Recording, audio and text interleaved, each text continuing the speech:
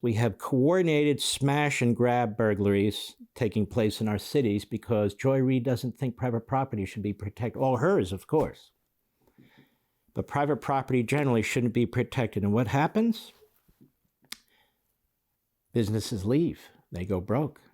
So where are you going to get groceries? Where are you going to get... You know what this is? This is self-induced redlining. As I sit here and think about it, you're redlining your own community because businesses are not going to go into communities where they're not protected. They don't want their personnel, regardless of race, threatened or harmed. They can't afford to keep stores open in communities that are not going to protect them or not going to respect the rule of law. And why should they? So here you actually have communities that are redlining themselves because how are these communities going to grow? How are the people going to survive in these communities? Look at what the Democrats and their supporters and rioters do. No school choice, so you're stuck in these lousy schools for the most part, criminally infested schools. I can go through one city after another about what's going on because the unions don't want it and the Democrat Party doesn't want it. Competition and freedom, regardless of your race, especially if you're a minority. You're going to attack private businesses? Well, they're going to leave. Not only are they not going to expand and add other businesses, they're going to leave. They're not coming in. There goes your tax base. There goes your convenience for food and medicines and so forth.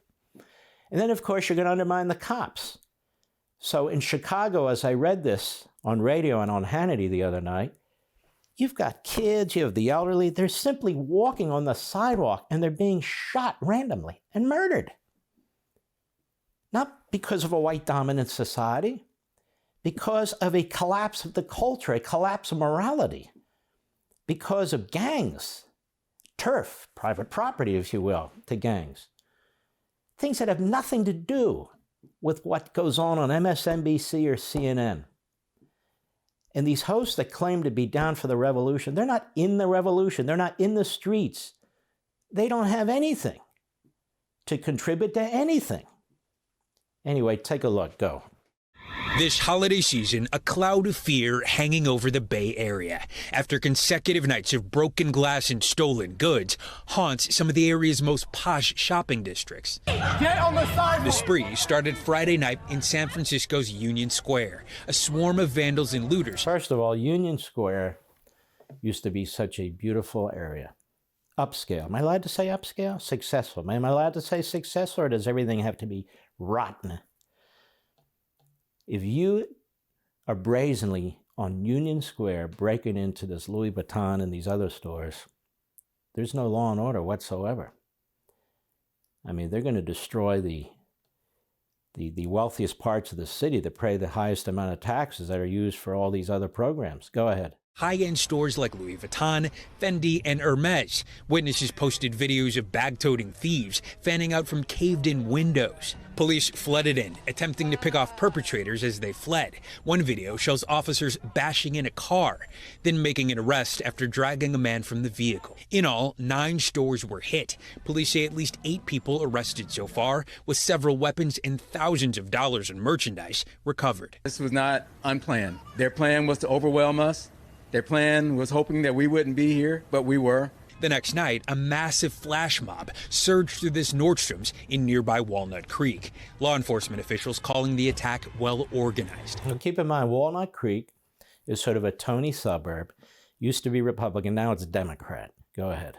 I saw people running down the street. I probably saw 50 to 80 people in like ski masks, crowbars, like a bunch of weapons. Police closing in as thieves rushed with high-priced goods to waiting getaway cars. Some stopped by officers with guns drawn. On Sunday, Walnut Creek police hinted at more coordination, saying they were actively monitoring intelligence that indicates a group of thieves who stole from the Broadway Plaza Nordstrom last night are considering similar activity later today. It was sporadic.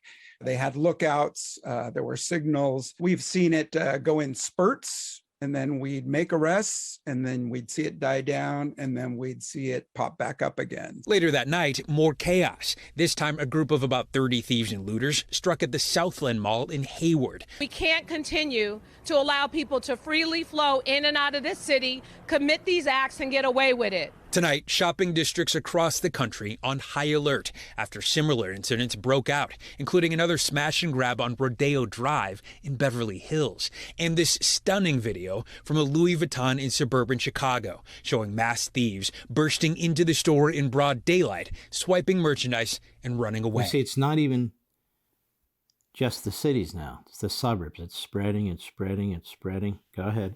Police say at least 14 suspects escaped in 3 separate vehicles. A holiday crime spree, hitting stores at the height of their most important season. They have been armed, so the idea that anybody should be a hero over a $1,000 high fashion bag doesn't make sense at all. Now, Joy Reid may understand why property matters. Property rights.